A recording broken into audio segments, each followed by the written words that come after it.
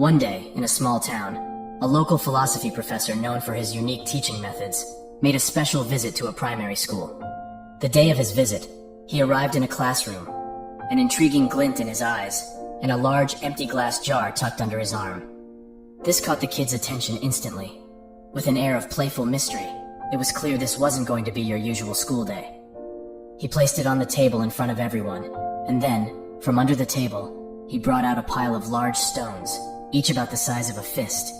Carefully, he began placing these stones into the jar, one by one, until he could fit no more. He turned to the class and asked, "Is this jar full?" Seeing that no more stones could fit, the students nodded and replied, "Yes." To their surprise, the professor then pulled out a bag of pebbles. He started pouring them into the jar, shaking it slightly. The pebbles, much smaller than the stones, rolled into the open spaces between the stones. Again, he asked the class, "Is this jar full now?" Some of the students started to understand his point and hesitated, but many agreed again. "Yes, now it's full." The professor then produced a bag of sand and started pouring it into the jar. The tiny grains filled all the remaining interstitial spaces between the stones and pebbles. For the third time he asked, "Is the jar full now?" The students, catching on, responded, "Probably not." Lastly, the professor pulled out a jug of water and poured it into the jar, saturating the sand. Only then did he agree that the jar was indeed full. He looked at his students and explained, "I want you to realize that this jar signifies your life. The stones are the important things. Your family, health, and friends. Things that if everything else was lost and only they remained, your life would still be full. The pebbles are the other things that matter. Your job, your house, your car. The sand represents the small stuff, the trivial things." He continued, "If you put the sand or the pebbles into the jar first, there's no room for the stones. The same goes for life.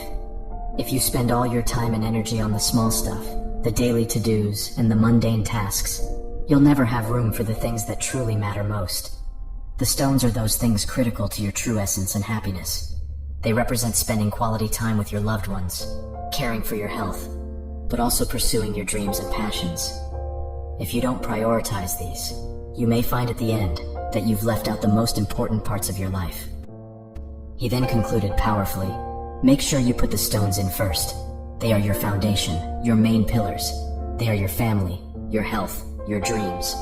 Don't let the pebbles or the sand, the secondary tasks, the routine, the trivialities, take precedence over them. At the end of your journey, it is the stones that will weigh the most in your jar of life, defining its value and meaning. Let your life be driven by the things that enrich your spirit, that fulfill your soul, and that matter the most. The rest is just pebbles and sand." As the professor concluded his speech, a thoughtful student raised her hand and asked, "But Professor, what about the water? Where does that fit into our lives?" The professor smiled at her insightful question and responded, "Ah, the water. The water signifies that no matter how full your life may seem, there's always room for a cup of coffee or tea with a friend. No matter how busy you are, there's always space for small moments of joy, relaxation, and connection with others." In our lives, we often find ourselves juggling between priorities, trying to fit everything into the limited hours of the day. We get so caught up in the hustle and bustle, the small tasks, that we sometimes forget what truly matters. This jar, our life, it's not infinite. It has only so much space. If we choose to fill it first with sand and pebbles, the mundane and the peripheral, we leave no room for the stones, the things of real value and meaning. So I urge you, focus on your stones first. Your family, your health, your passions, and your dreams. These are the aspects of your life that, when everything else is stripped away, will still leave you fulfilled and content.